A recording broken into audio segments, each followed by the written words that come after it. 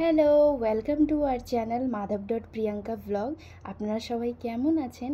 আশা করছি খুব ভালো আছেন, সুস্থ আছেন, আমরাও ভালো আছি। তো আজকে আমি আপনাদের সঙ্গে মিনি চিকেন বার্গারের রেসিপি শেয়ার করব।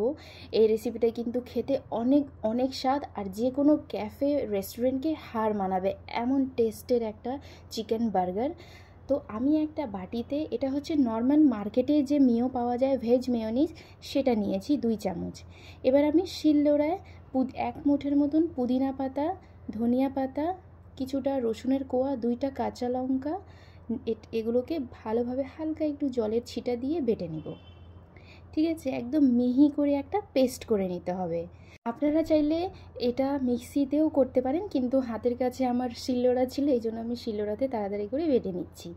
তো এই গ্রিন চাটনিটা বেসিক্যালি বানাচ্ছি হোমমেড মেয়োনিজ বানাবো, এটার জন্য এখানে কিছু জিনিসটা রেডি করে রাখছি। যেমন একটু নিয়েছি চিকেনের বুকের মাংসটাকে কিমা করে মিক্সিতে, কিছুটা একটা হচ্ছে ক্যাপসিকাম টুকরো টুকরো করে কেটে নিয়েছি, 2-3টে গাজর নিয়েছি, আর 3টার মতন পেঁয়াজ কুচি।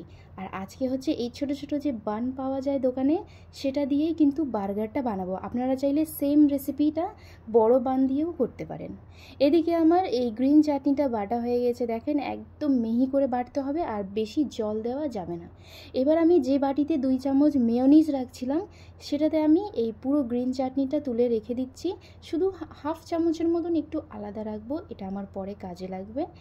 তারপরে এগুলোকে ভালোভাবে মিক্স করে নেব। আপনারা চাইলে এই সময় হালকা একটু লবণ দিতে পারেন, কিন্তু আমি লবণ দিচ্ছি না, কারণ হচ্ছে মেয়োনিজে হালকা একটু লবণ থাকে। এগুলোকে ভালোভাবে মিক্স করে নিলে হোমমেড মেয়োনিজ কিন্তু রেডি হয়ে যাবে। বিশ্বাস করেন, এই সসটা কিন্তু খেতে অনেক অনেক স্বাদ। এই মিন্ট আর ধনিয়া পাতার চাটনিটা খেতে কিন্তু অনেক স্বাদ। এটা কিন্তু বেসিক্যালি একটা হোমমেড মেয়োনিজ রেডি হয়েছে আমাদের বার্গারের জন্য। তারপরে আরেকটা বাটা মশলা রেডি করব। 1 ইঞ্চের মতন আদা, কিছুটা রসুন, একটা শুকনো লঙ্কা আর গোটা গোলমরিচ নিয়েছি 10-15টা। এগুলোকে ভালোভাবে বেটে নেব। আর ছোট্ট একটা দারচিনি নিয়েছি। ঠিক আছে, এদিকে দেখেন ছোট ছোট বান, এগুলো কিন্তু খুব সহজেই দোকানে পাওয়া যায় প্যাকেটে, তো আমি ওই প্যাকেটটাই এনেছি। ওগুলোকে সাইডে রেখে একটা বাউলের মধ্যে আমি নিব হচ্ছে চিকেন কিমাটা।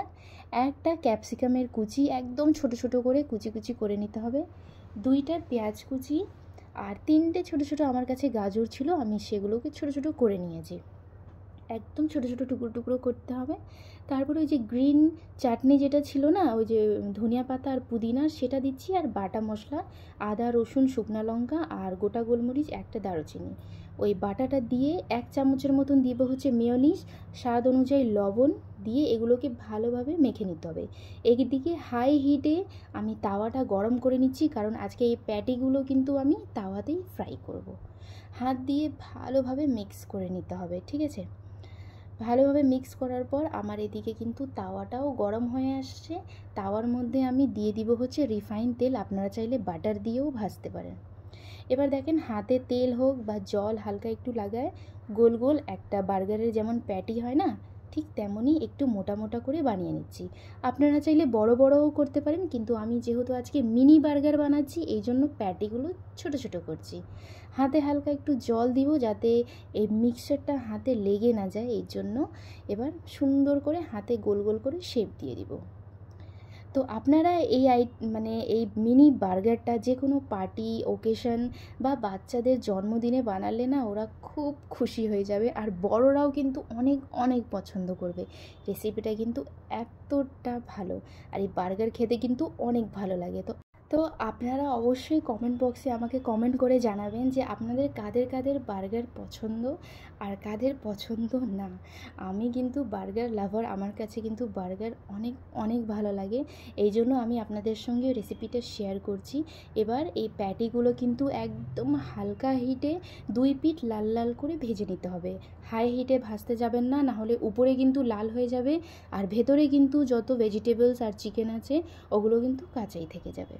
তো আমার এই রেসিপিটা যদি আপনাদের কাছে ভালো লেগে থাকে, তাহলে প্লিজ আমার ইউটিউব চ্যানেল madhav.priyanka vlog একটু সাবস্ক্রাইব করে দিবেন, আর আমার ফেসবুকেও পেজ আছে, পেজটিকে একটু ফলো করে দিবেন, আর এই রেসিপিটাকে একটু বেশি বেশি করে লাইক কমেন্ট আর শেয়ার করে দিন।